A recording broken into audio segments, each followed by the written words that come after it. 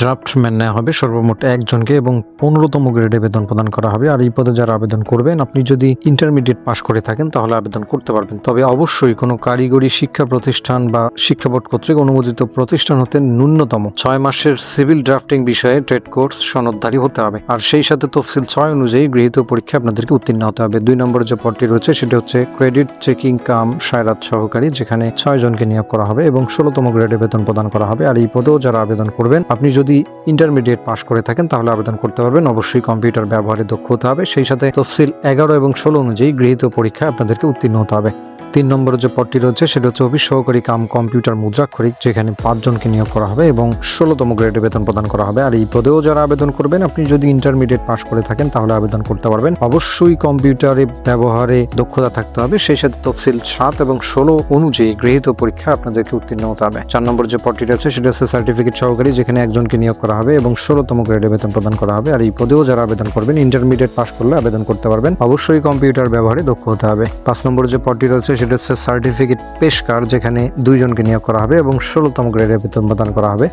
এই পদেও যারা আবেদন করবেন, ইন্টারমিডিয়েট পাশ হলে আবেদন করতে পারবেন। অবশ্যই কম্পিউটার জানা থাকতে হবে। 6 নম্বর যে পদটি রয়েছে সেটা হচ্ছে নাজির কাম ক্যাশিয়ার, যেখানে 1 জনকে নিয়োগ করা হবে এবং 16তম গ্রেডে বেতন প্রদান করা হবে। এই পদেও ইন্টারমিডিয়েট পাশ হলে আবেদন করতে পারবেন। অবশ্যই কম্পিউটার জানা থাকতে হবে। 7 নম্বর যে পদটি রয়েছে সেটা হচ্ছে ট্রেশার, যেখানে 1 জনকে নিয়োগ করা হবে এবং 16তম গ্রেডে বেতন প্রদান করা হবে। এই পদেও আবেদন করতে হলে আপনাকে ইন্টারমিডিয়েট পাশ হতে হবে। সেই সাথে কোনো অনুমোদিত প্রতিষ্ঠান হতে ড্রয়িং বিষয়ে ন্যূনতম 6 মাসের সার্টিফিকেট সনদপ্রাপ্ত হতে হবে।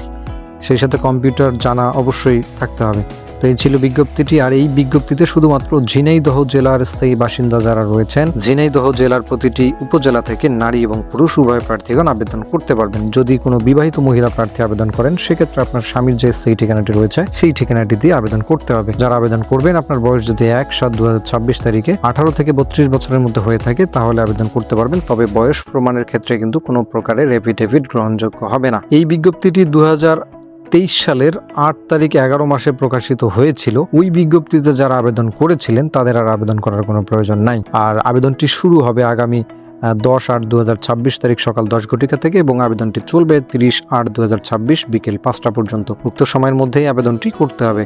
আর অসম্পূর্ণ এবং ত্রুটিপূর্ণ আবেদন কিন্তু সম্পূর্ণরূপে বাতিল বলে গণ্য হয়। সুতরাং সারা বাংলাদেশের যে কোনো জায়গা থেকে যদি আপনারা সম্পূর্ণ নির্ভুলভাবে আমাদের মাধ্যমে আবেদনগুলো করে নিতে চান, সেক্ষেত্রে আমাদের স্ক্রিনে দেওয়া হোয়াটসঅ্যাপ নাম্বারে আমাদের সাথে যোগাযোগ করবেন। আমরা আপনার আবেদনটি সম্পূর্ণ নির্ভুলভাবে করে দিব। তো আবেদন করতে পারবেন আপনারা এই লিঙ্কটির মাধ্যমে, অর্থাৎ http://dczinaidaho.teletalk.com.bd এই ওয়েবসাইটটির মাধ্যমে আবেদনটি করতে পারবেন। আর আবেদন করার 72 ঘন্টার মধ্যে সকল পদের জন্য 100 টাকা এবং টেলিটকের সার্ভিস চার্জ 12 টাকা সহ সর্বমোট 112 টাকা 72 ঘন্টার মধ্যেই আপনাদেরকে কোনো টেলিটক সিমের মাধ্যমে প্রদান করে দিতে হবে। তবে সকল পদে যদি কোনো ক্ষুদ্র নৃগোষ্ঠী, শারীরিক প্রতিবন্ধী অথবা তৃতীয় লিঙ্গ অর্থাৎ হিজড়া জনগোষ্ঠীর কেউ আবেদন করেন, সেক্ষেত্রে আপনাদের জন্য প্রত্যেকটি পদের জন্য 50 টাকা এবং টেলিটকের সার্ভিস চার্জ 6 টাকা সহ সর্বমোট 56 টাকা 72 ঘন্টার মধ্যে প্রদান করে দিতে হবে।